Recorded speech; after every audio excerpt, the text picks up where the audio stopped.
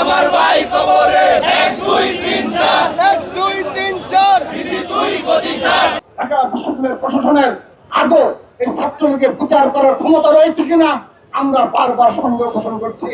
আমরা তাদেরকে বলতে চাই, সাম্য হত্যার বিচার এবং নিরাপদ ক্যাম্পাসের যে দাবি রয়েছে সেই নিরাপদ ক্যাম্পাসের দাবি তারা পূরণ করবে, শিক্ষার্থীদের দাবি পূরণ করবে এবং ছাত্রলীগের বিচারের দৃশ্যমান পদক্ষেপ গ্রহণ করবে।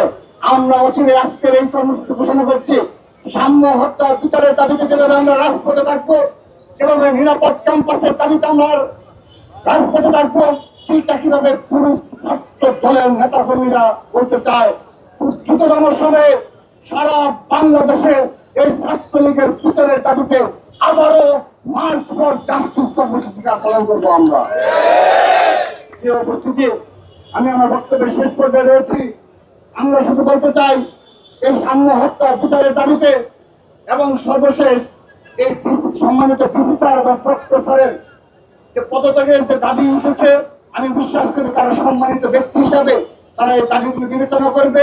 ছাত্রদল কোনো প্রেশার ক্রিয়েট করে কোনো দাবি আদায় করবে না।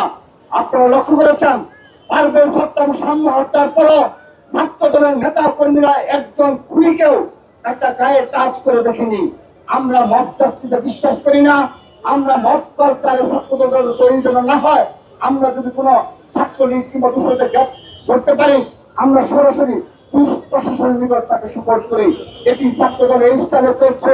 এই ভূমিকার কারণে একটি গুপ্ত সংগঠন রয়েছে যারা মনে করে থাকে আমাদেরকে সোশ্যাল মিডিয়ার মাধ্যমে নিয়ন্ত্রণ করে তারা তাদের ক্যাম্পাস কেন্দ্রিক যে অপকর্ম রয়েছে, তারা তাদের যে ধরনের কর্মকাণ্ড রয়েছে অব্যাহত রাখবে।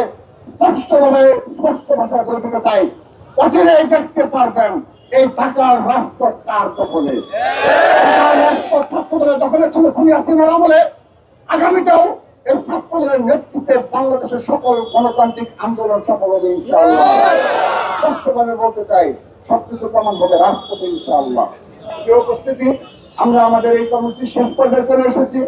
আজকের এই কর্মসূচি থেকে আমরা নিরাপদ ক্যাম্পাসের দাবিতে সম্মানিত পিসি স্যারকে অনুরোধ জানাচ্ছি, দৃশ্যমান পদক্ষেপ আমাদেরকে দেখাতে হবে এবং সাধারণ শিক্ষার্থীদের যে নিরাপদের যে বিষয়টি এসেছে এবং সাম্য হত্যার সত্যিকারের খুনিকারা, সত্যিকারের অর্থে কারা এই খুনের সাথে জড়িত তাদের নাম প্রকাশ করতে হবে, সিসি ক্যামেরা ফুটেজ প্রকাশ করতে হবে এবং তারপর আমরা বিশ্বাস করবো যে এই যাদেরকে গ্রেপ্তার করা হয়েছে তারাই সাম্যর আসল খুনি এবং সেই বিষয়ে দ্রুততর সময়ে তাদের স্পষ্ট বক্তব্য বিবৃতি আশা করে আজকের মতো আজকের এই কর্মসূচি শেষ করছি।